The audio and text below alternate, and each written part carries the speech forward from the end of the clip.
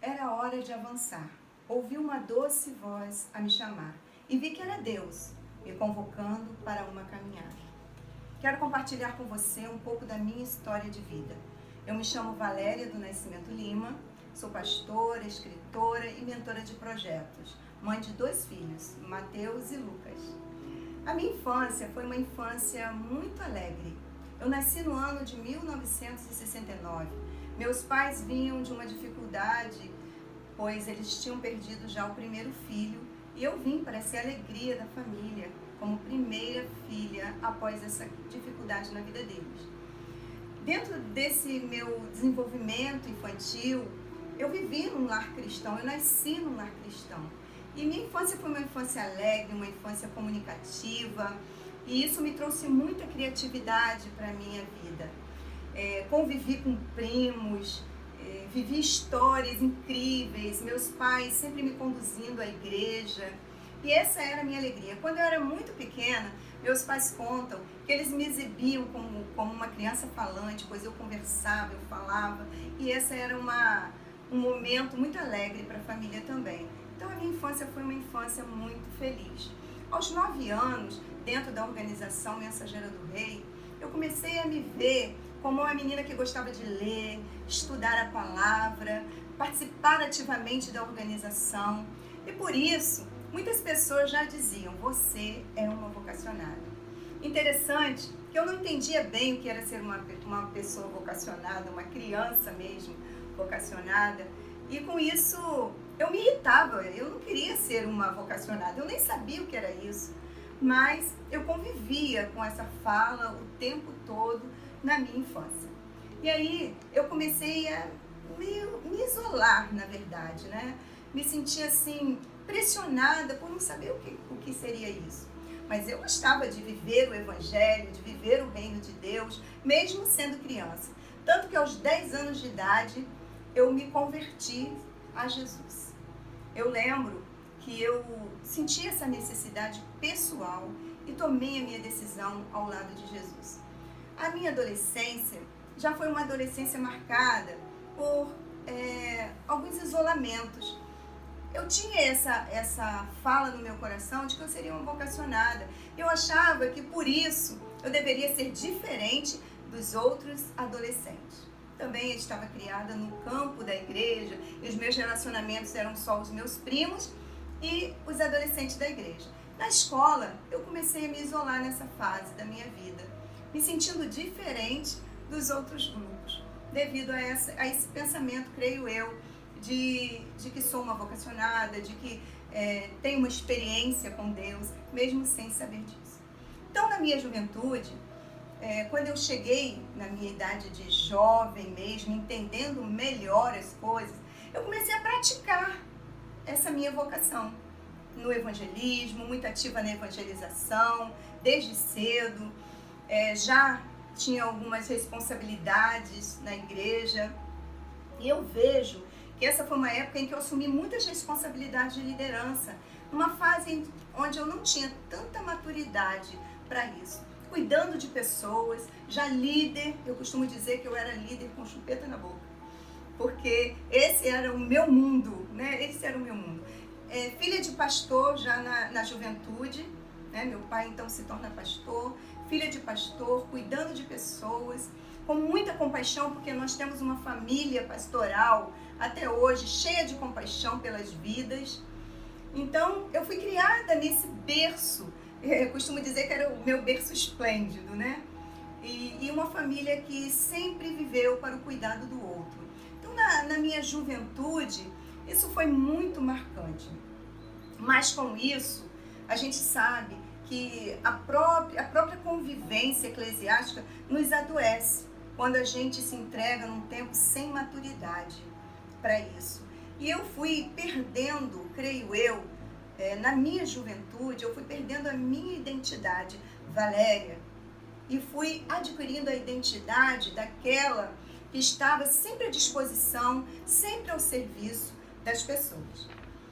Casei cedo, né? 1992 eu casei numa época muito jovem, sem muita maturidade, meu conhecimento de mundo, de vida, era o que eu tinha adquirido ali no meio da igreja, no grupo da igreja. Então, o meu casamento foi uma grande realização na minha vida, mas também foi a minha maior decepção, né? Porque eu não tinha conhecimento de vida, eu não tinha conhecimento de mundo. Para mim, a busca por uma pessoa, bastava a gente orar, falar com Deus, Deus, traz essa pessoa para minha vida, que seja segundo o teu coração. Mas a gente ora muitas das vezes a Deus, mas a gente não para ouvir a voz de Deus. Então, na minha juventude, qual era a minha escolha para alguém que iria viver a vida comigo? A minha forma de escolher? As atribuições. Então, um jovem cristão era pra gente, naquela época, já a certeza de um casamento em Deus. A gente não olhava muito a família, índole, caráter. O caráter era visto como alguém que estava trabalhando na igreja, que era ativo no serviço da igreja. Isso pra gente já era caráter. Então não tínhamos conhecimento e vida, né, para fazer essas experiências. Apesar de que eu sempre fui uma menina jovem que gostava de ler a palavra de Deus e alguns livros também, inclusive sobre relacionamento. Então quando eu busquei uma pessoa para viver uma vida de relacionamento comigo, eu lia sobre relacionamento, eu achava que eu estava pronta, porque nessa leitura de relacionamento eu focava de forma didática para viver aquilo. E eu pensava, eu quero para minha vida um casamento feliz, uma família para servir a Deus. E o meu entendimento de serviço a Deus era um entendimento de igreja, né? De liderança naquela época. Então eu queria uma pessoa que se relacionasse comigo, a gente formasse uma linda família e com essa linda família nós servíssemos a Deus, sem observar realmente outros fatores que nós temos que observar como quando trazemos uma pessoa para a nossa vida. Muitas vezes falamos de Deus, nos relacionamos com Deus, mas não paramos para ouvir a voz de Deus, do próprio Deus. E somos até mesmo mais Deus do que o nosso próprio Deus. Muito bem. Comecei uma vida familiar que julgava eu perfeita. Às vezes esse é o nosso erro. A palavra de Deus diz em Provérbios capítulo 3, versículo 7, não seja sábio aos seus próprios olhos. E eu, por ler, por achar que estava pronta para uma vida conjugal, por entender Deus da forma como eu entendia, né? Um Deus que não permitiria nenhum mal na minha casa. Então eu entrei com muita segurança nesse relacionamento, mas eu estava segurada em mim mesma, não num relacionamento íntimo com Deus. Então eu tinha convicção de que família deveria ser em primeiro lugar. Eu tinha convicção de que agora, quando eu estava na minha família, a liderança ficaria em segundo plano. Eu tinha todo esse conhecimento, mesmo na juventude. Mas eu não tinha o conhecimento das nossas próprias misérias e das nossas próprias realidades como seres humanos, feitos, ainda que a imagem e semelhança de Deus, mas que vive no pecado.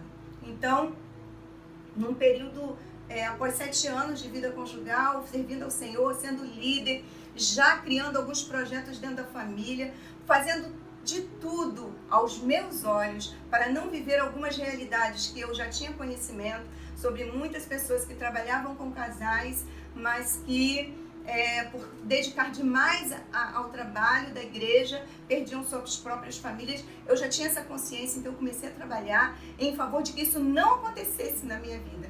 Porém, passado 7 anos de vida conjugal, foi a minha primeira experiência bem negativa dentro do casamento, né?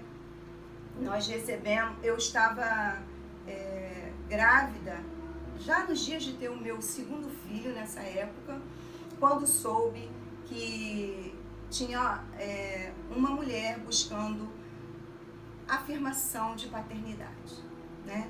Então aquilo foi muito difícil para mim.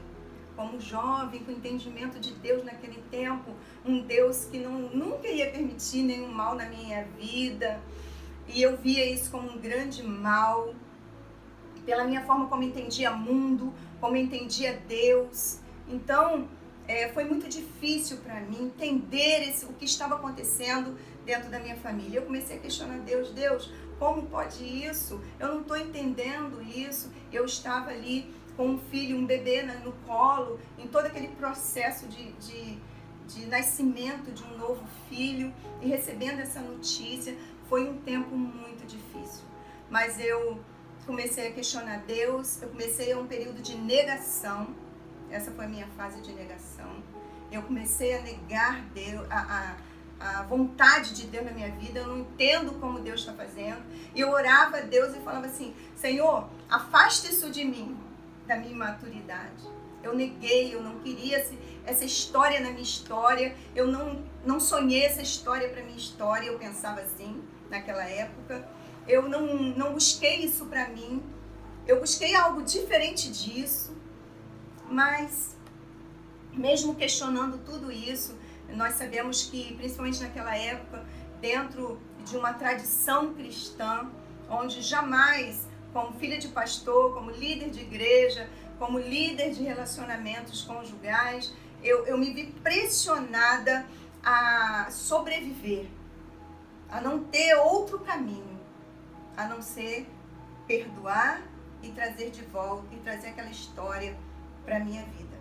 E assim eu fiz, né?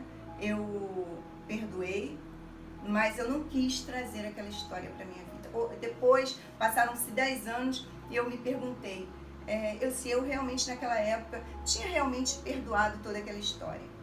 Então, quando passou 10 anos de todo esse processo, de muita dor, de muita luta, eu perdoei, eu trouxe o relacionamento de volta. Aliás, a gente nem chegou a se separar, a gente continuou no relacionamento, mas nós não tratamos, naquela época, nós não tratamos o assunto.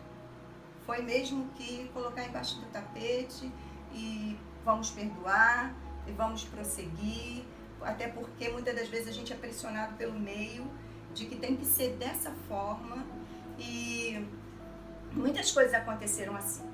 Então essa foi minha fase de negação. Passaram-se 10 anos depois eu já estava cursando o seminário, e dentro de uma sala de aula o Senhor me chamou e disse para mim que eu teria que voltar ao meu passado e resolver aquela situação. Tinha uma criança no meio, e que era justo que aquela criança fosse abraçada. E era justo que a gente, como cristão, ampliasse a nossa visão de mundo e até mesmo de caráter, de índole, né? E Deus começou a falar comigo dentro do seminário. Eu lembro que um dia eu voltei para casa e eu chamei a minha família, né? Esposo e os filhos, e nós conversamos com os meninos. Eles não sabiam até então da existência de uma irmã, e nós chamamos e conversamos sobre isso. Foi doloroso, porque agora eu já senti a dor por eles, de saber de uma realidade. Eu lembro que foi muito interessante que meu filho mais velho, ele me disse uma coisa. Ele estava na adolescência nessa época, e ele me disse uma frase que marcou a minha vida. Ele disse assim: mãe, eu pensei que a nossa família era perfeita. E aquilo marcou o meu coração, e ao mesmo tempo me trouxe um conforto e uma alegria de poder dizer para ele: meu filho, a nossa família não é perfeita.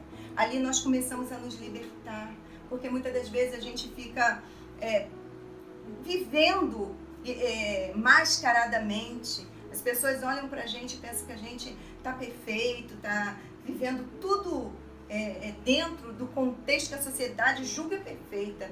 E ali foi muito libertador dizer para um filho adolescente que a gente não é perfeito. E foi bom também, porque na adolescência os nossos filhos precisam ver não só o nosso lado bom, não só aquilo de bom que a gente ensina e que a gente de testemunho bom, mas também as nossas mazelas, as nossas situações que acontecem na nossa vida.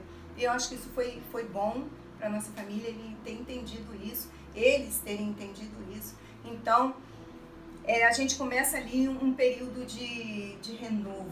A gente começa ali um período de renovo, mas eu me formo em 2011 no seminário, já venho com um chamado desde a adolescência, certa disso, mas quando eu tinha as condições necessárias, eu pensava, sociologicamente, eu não fui ordenada ao ministério. E agora? Dentro dessa situação, seria ordenada ao ministério? Então, em 2011, eu termino o seminário, a igreja local estava disposta a pedir a minha ordenação, o pastor já tinha até marcado para março, né? Nós estávamos em dezembro, final, na formatura, e o pastor já tinha marcado para março, a igreja queria a minha ordenação, a igreja pediu a minha ordenação, mas eu mesma não achava em condições de assumir um ministério pastoral naquela época. Então, nesse período, eu fui para um retiro, espiritual, eu sozinha. Alugamos uma casa num lugar muito distante, sossegado, próximo a uma cachoeira. Lá eu tive lindas experiências com o Senhor. Fiquei lá no mês de janeiro e fevereiro. Foi lindo aquele momento com Deus. Conversei muito com o Senhor ali, eu e ele. Nos falamos muito. Ali começou uma aproximação agora com o Senhor de uma maneira que eu nunca tinha vivido antes. Interessante que o lugar foi propício, o diálogo com o Senhor foi tremendo. E ali Deus me falou, volta, e não é tempo da sua ordenação ao ministério pastoral. Eu sabia que a igreja queria. Tudo estava sendo preparado. Mas eu voltei de lá com uma certeza muito grande que eu não estava preparada para assumir o ministério pastoral, de grande responsabilidade. Então eu voltei, disse à igreja que não estava preparada, mas eu achava que esse era o meu maior problema naquela época. Porém, aconteceu uma coisa assim terrível também. 2012 foi um ano onde tudo começou na minha vida a um avanço e ao mesmo tempo a uma separação. Em 2012 começou novamente todo um processo dentro do meu relacionamento. Depois eu louvei o Senhor, Senhor, que decisão acertada. Porque logo depois que eu disse que eu não estava pronta ao ministério pastoral, eu passei novamente por situações muito difíceis no meu relacionamento conjugal. Tão difíceis que eu resolvi parar tudo. Liderança, ministério, tudo. E investir somente no meu relacionamento. Investir não só no sentido de renovar, de encontrar caminhos, mas também no sentido de saber se Deus tinha para mim aquele caminho. E foi assim que aconteceu. Em 2012, eu deixei a igreja local, a igreja que meu pai é pastor até hoje, a igreja onde eu já estava lá há 20 anos, junto do ministério, a igreja onde eu casei, a igreja onde tive meus filhos, e agora com os meus filhos entrando na juventude, em 2012, eu deixo aquela igreja de uma forma assim, radical. Deixei tudo para trás. Se estava em mim, essa era a minha pergunta, se estava em mim toda a dificuldade, eu estava disposta a encontrar o caminho. Então deixei tudo para trás. Fui para uma nova igreja, um novo bairro, me distanciei daquela história e fui tentar viver uma nova história. Porém, dentro de uma situação também muito difícil. Perseguição, novas traições, situações opressivas, relacionamento me pesava, me arrastava para trás. Eu não acreditava mais na minha ordenação pastoral. A união, a aliança espiritual é algo muito sério. Ela pesa. Quando nós nos unimos a alguém, nós nos unimos de corpo, nós nos unimos de alma, nós nos unimos de espírito. E foi um período de muita perseguição na minha vida. Ali eu adoeci, ali eu sofri, mas ali também eu cultivei valores. Nessa relação, eu cultivei valores que eu jamais cultivaria fora daquela relação, penso eu. Eu cultivei valores que a gente busca em Deus, como amor incondicional, misericórdia e graça. Interessante que o casamento foi o maior instrumento de Deus na minha vida para a minha santificação. E hoje eu falo isso, o casamento é o maior instrumento de Deus para a nossa santificação. Então, buscando resposta, indo para um novo lugar, uma nova igreja, e nessa igreja que eu cheguei, eu não fui líder, eu fui membro da igreja local, no meio das ovelhas. Por um lado, também foi bom para mim, porque eu sempre como líder, eu pude agora estar num lugar onde eu era ovelha.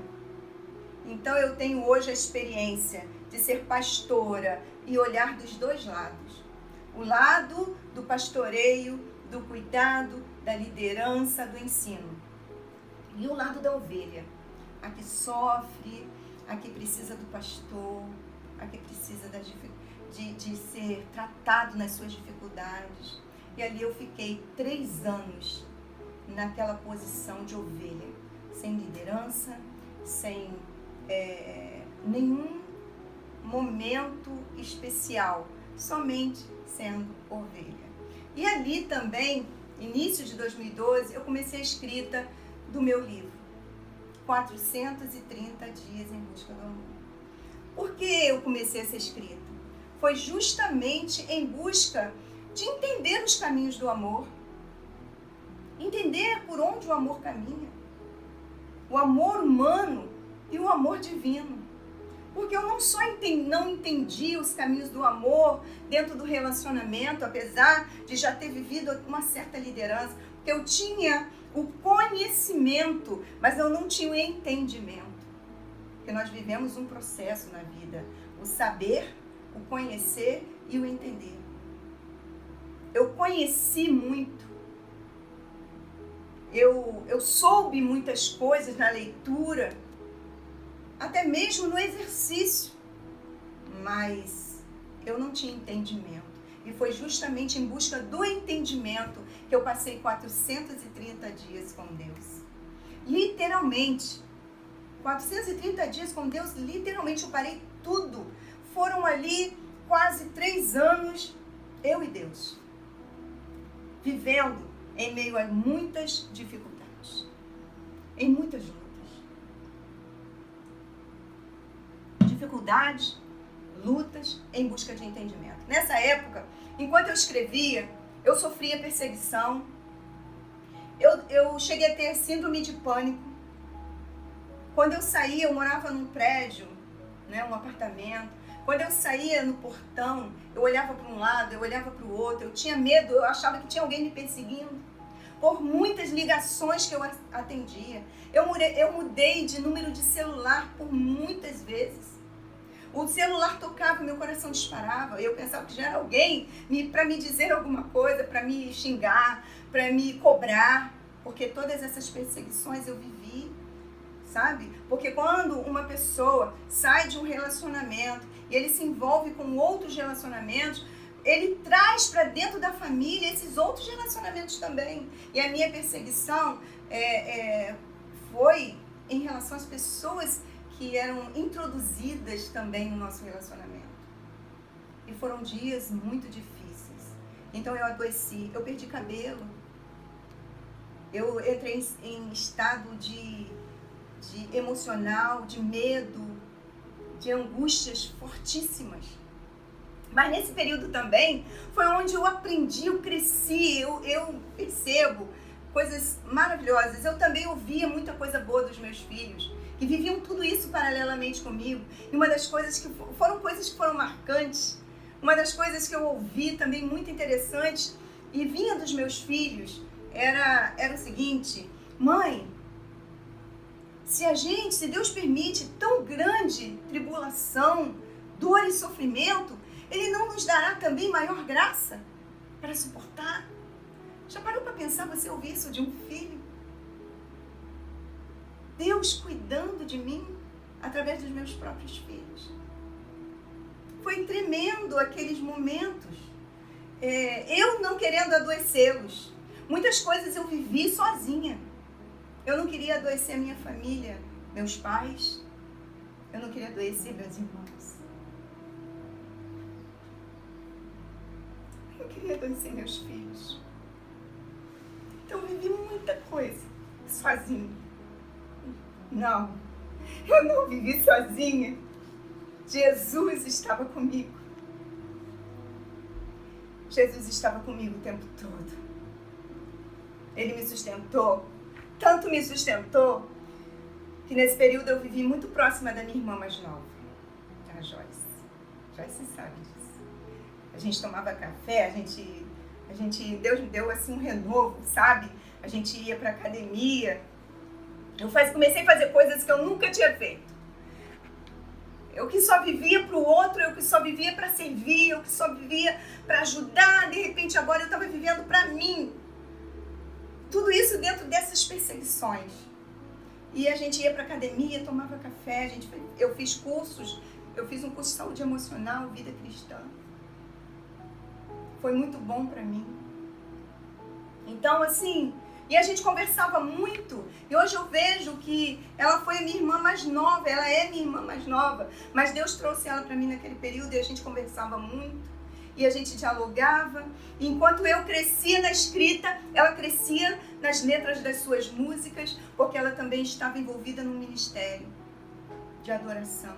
E ela também estava revivendo uma cura sobre a sua vida e sobre a sua vida emocional. E juntas nós nos curávamos nos nossos diálogos, nós crescíamos nos nossos projetos juntas. E foi muito bom, porque eu não queria adoecer meus filhos por causa disso. Eu sofria por eles, mas Deus me deu uma sabedoria tão grande. Andar com Deus, buscar em Deus os caminhos, é tremendo. Deus me deu uma sabedoria para lidar com meus filhos de forma tão prática, que às vezes Ele dizia assim para mim, cala. E horas Ele dizia assim para mim, fala. Foi maravilhoso. E nesse período também, meus filhos cresceram muito, muito, se tornaram gigantes. Algumas músicas que vocês veem aí na internet. Sabe aquela música que todo mundo gosta? Meu milagre sou eu, de pé mais um dia? Ele foi construído no quarto, dentro de toda essa perseguição. Um jovem e um violão. Meu milagre sou eu, de pé mais um dia. A gente estava vivendo de milagres dia após dia. Era acordar e pedir, Deus, milagre. E Deus trazia um maná. No outro dia, e não tinha sobra para o outro dia, não. Não guardávamos nada. A gente vivia plenamente aquele dia. E no outro dia, o Senhor se renovava. Então, nesse período da escrita, eu comecei a encontrar a minha identidade. Foi tremendo. Dores, escrita. Às vezes eu estava escrevendo, conversando com o Senhor, de repente eu tinha que parar. Eu digo, paro para viver o meu inferno. Mas voltava para viver a graça. Gente, viver com Deus é maravilhoso. Eu encontrei a minha identidade nesse meu relacionamento com Ele. Eu encontrei caminhos específicos. Eu que me tornara uma serviçal, sem distinguir o amor de objeto de uso e descarte, me deixando usar e abusar. Agora, estava encontrando a minha verdadeira identidade. Vivia dores, vivia angústias, mas o meu espírito estava cada vez mais pronto. Minha força me surpreendia, não só as pessoas que estavam convivendo comigo, mas me surpreendia. Eu ouvia das pessoas mais próximas, você não existe. Mas não era eu que não existia, era a graça de Deus sobre a minha vida. Fui a minha psicóloga, fui a minha conselheira, tudo baseado na palavra de Deus, com a presença do Espírito de Deus todos os dias ao meu lado. Mãe, que se preocupava com o desenvolvimento emocional dos seus filhos, já jovens. Eles passaram esse período da adolescência para a juventude. Foi aí que eu aprendi a descansar no Senhor. Eu aprendi a descansar no Senhor através dos meus filhos. Porque eu tinha uma super proteção com eles. Eu não queria que eles sofressem nada. Eu não queria que eles sofressem dano. Então, por isso, eu me sobrecarregava. Quando eu comecei a entender que eu precisava relaxar e deixar que eles vivessem as dores deles dentro disso tudo, confiando que o Senhor estava cuidando não só de mim, mas deles também. Então, eu aprendi a confiar no Senhor. E hoje, esse aprendizado me trouxe grande sucesso e resultado em tudo que eu faço, porque eu sei em quem tenho crido. Mas aí, ainda vivendo dentro desse relacionamento, meu passado encontra com o presente. Deus queria me dizer que eu estava curada do meu passado. Hoje eu entendo isso. E aí eu trouxe essa menina querida, amada, que foi resultado de todo esse meu crescimento. Vou dizer isso porque eu vi como algo bom. Eu trouxe essa menina para a minha vida. Mas não fui eu que trouxe, não foi eu que fui lá, vem para a minha vida. Ela estava passando por momentos difíceis, dores, dificuldades na adolescência. E me pediram ajuda e eu fui lá estender minha mão. Fui estender minha mão e Deus me provou mais uma vez que eu estava curada. Eu trouxe essa menina para a nossa vida e nós nos relacionamos por um período e foi muito bom, nos ajudamos, ela me ajudou, eu a ajudei.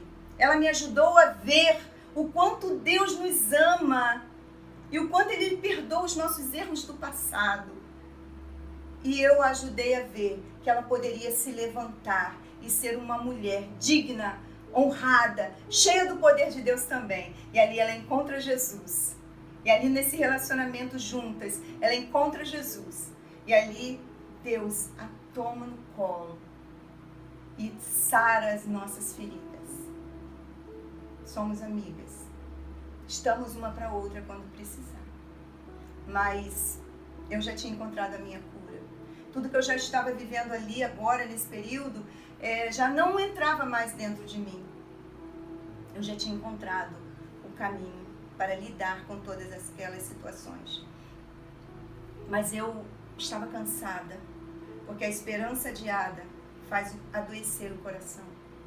Eu já estava cansada de 23 anos de luta para manter de pé um relacionamento. Foi aí que eu fiz uma oração. Deus, eu não aguento mais. Meu corpo já está doente. A minha alma já está muito sofrida. Eu sei que o meu espírito está pronto. Senhor, eu preciso tomar uma decisão. Mas nessa semana que eu fiz essa oração, eu não queria tomar uma decisão, eu não queria mandar embora, eu não queria desfazer o casamento por mim. Eu queria que Deus me mostrasse. Eu queria que alguma coisa acontecesse. Para que Deus sinalizasse para mim que Ele estava realmente naquela minha decisão. E foi naquela semana que Ele chegou para mim e disse que estava definitivamente indo embora. Eu entendi que Deus estava respondendo a minha oração. E Ele foi. E ficou eu, meus 2 filhos naquele apartamento e a filha dele. Eu e aqueles 3 jovens. E ele foi embora, deixou a gente lá. Mas aí, alguns meses passaram, ela também decidiu ir, seguir o seu caminho, e ficamos eu e os meus filhos. Eu já com a minha escrita nas mãos, já estava finalizando o livro. Só que eu achava que eu não tinha finalizado o livro.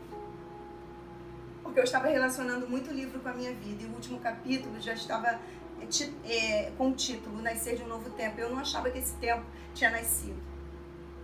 Então, o computador estava fechado já há 6 meses. E ali, eu e os meus filhos sozinhos, eu encontrei uma amiga de infância, psicóloga. E ela conversando, tomando um café, ela disse assim para mim: Val, abre o teu computador e termina esse livro. Aí é verdade. Aí quando eu lembro que eu cheguei em casa, quando eu abri o notebook, eu tinha percebido que eu já tinha terminado o livro. E eu coloquei fim. Eu achava que não tinha terminado, mas eu já tinha terminado. E a partir daí eu comecei a desenvolver o meu projeto do livro, para que ele se tornasse uma realidade.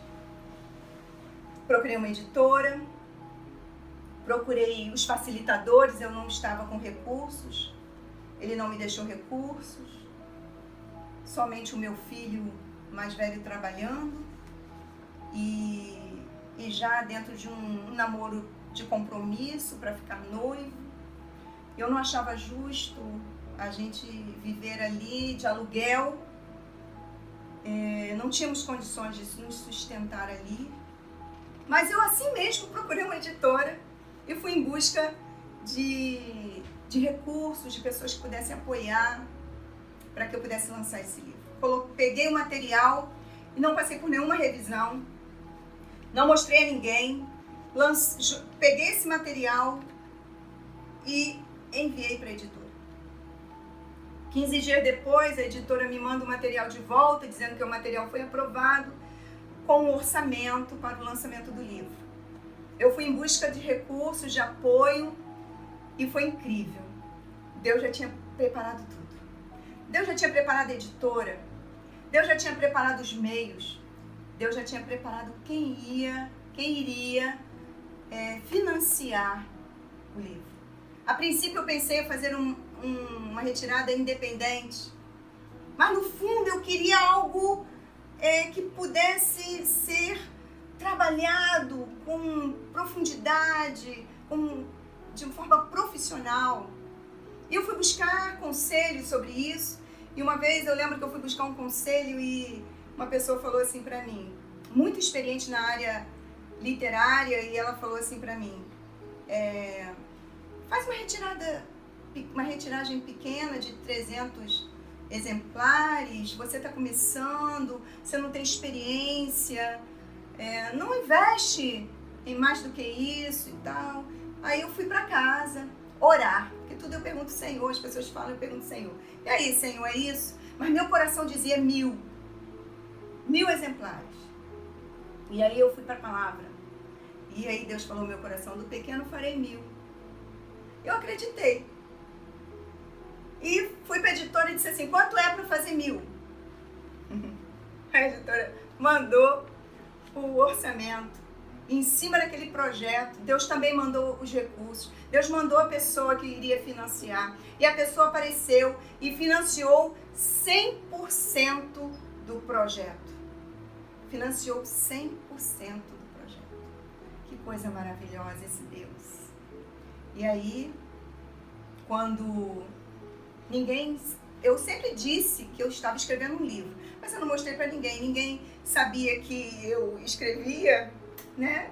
Então as pessoas não davam muito crédito, mas aí foi muito interessante. Eu tenho muita experiência para contar sobre o livro, mas eu vou fazer depois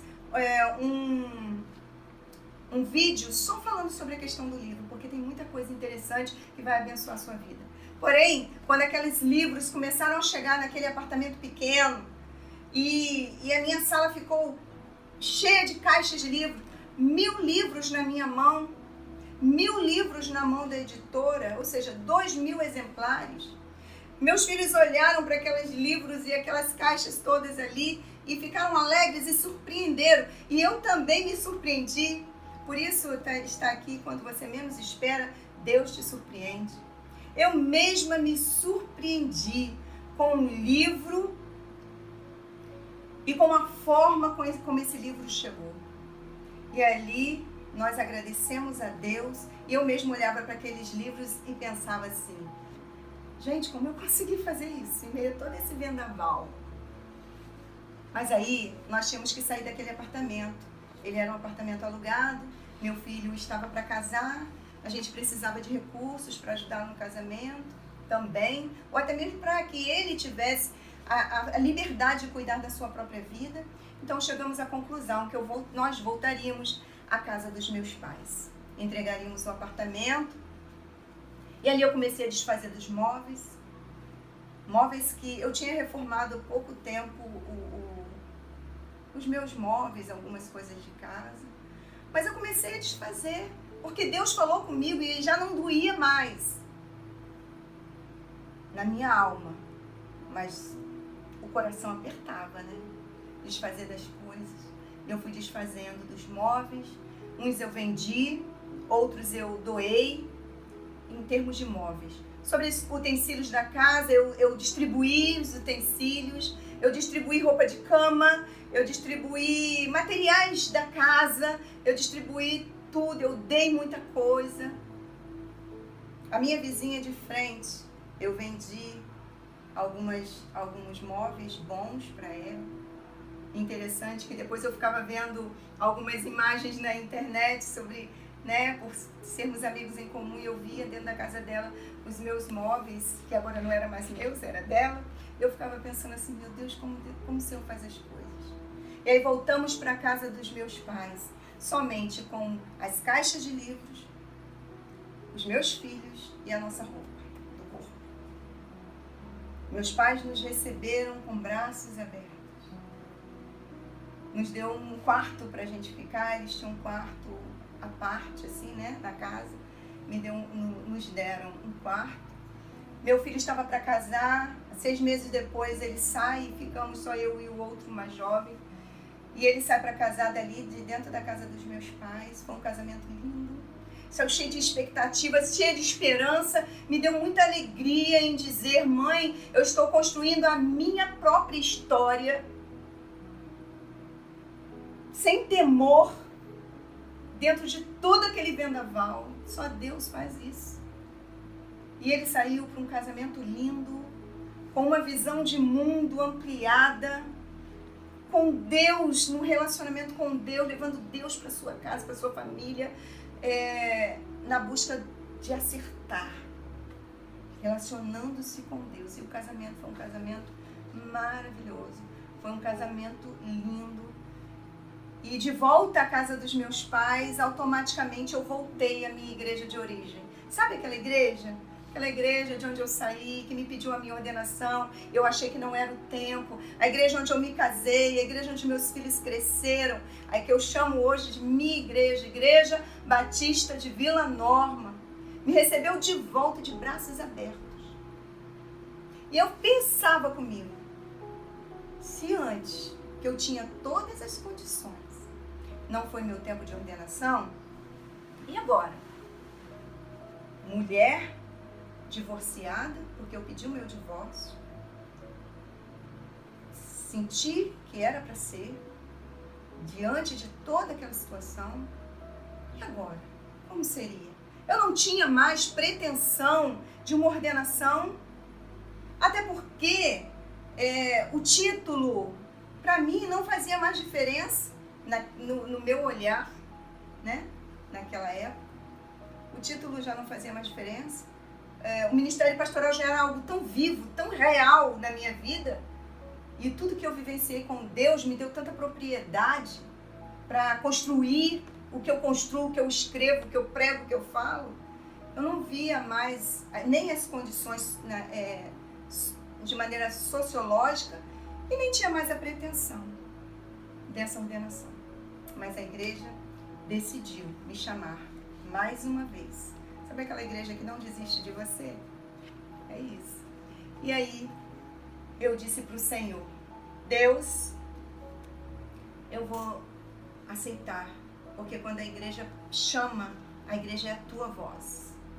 E eu vou aceitar.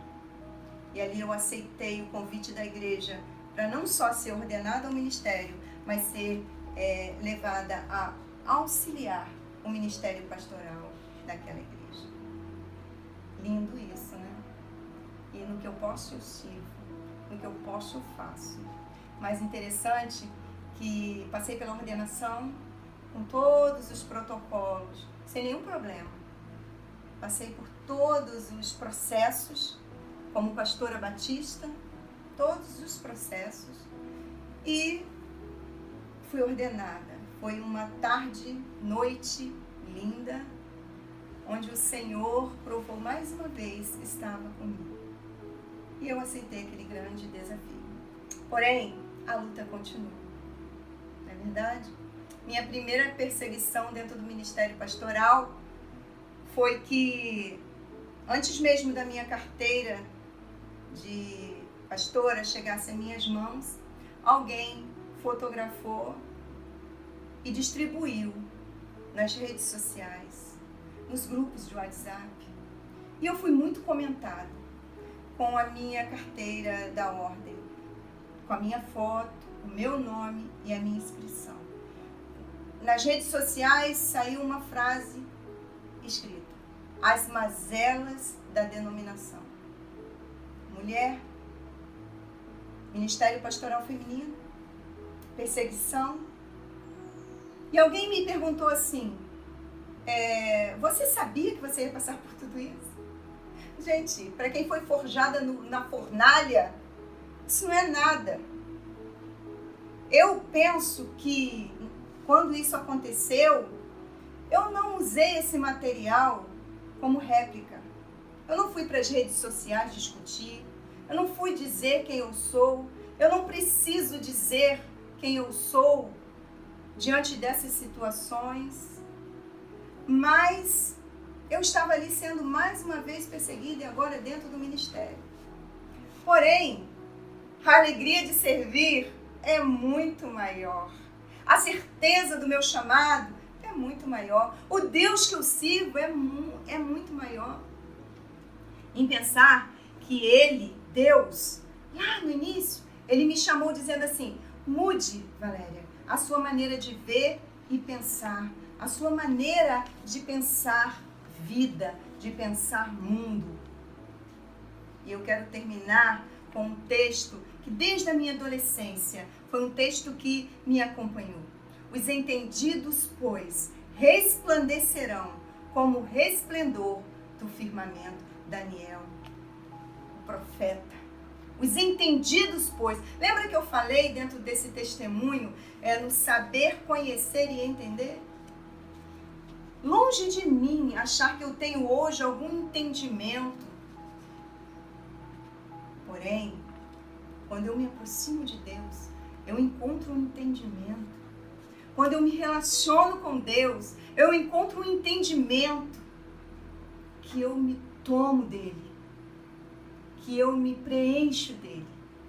E aí, o meu livro, que tem esse meu nome aqui na capa, Valéria Lima, só mostrou para mim que eu sou uma pessoa única e amada pelo Senhor. Hoje eu sou uma mulher plena. Hoje eu sou uma mulher a serviço, como fui na adolescência, como fui na juventude, porém uma mulher dentro da maturidade. Uma mulher que constrói para a vida, tanto para a minha vida quanto para a vida daqueles que se relacionam comigo. Hoje eu tenho gratidão aos meus pais pelo carinho, pelo cuidado, pelo berço, pelo abraço. A minha família, que foi meu contato em todo o tempo.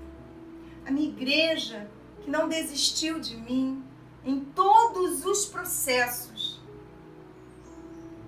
E os meus amigos que surgiram e me estenderam a mão em cada etapa da minha vida até aqui. Gratidão a Deus. Gratidão a Deus que me escolheu desde o ventre da minha mãe.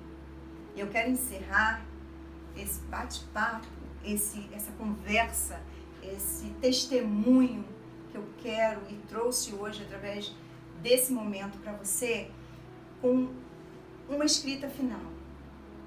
Quando aquela psicóloga disse para mim, Val, o meu apelido para ela, né? Val, volta, termina o teu livro. E eu abri aquele notebook. A última fala já estava escrita ali.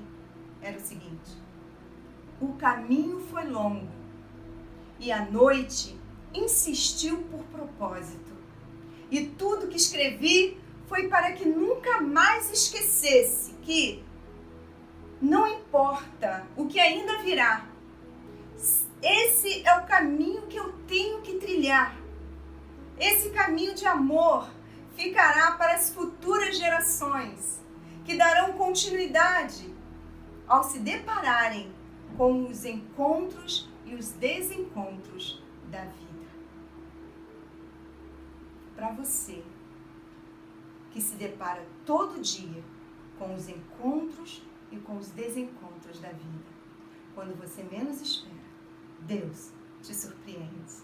Amém?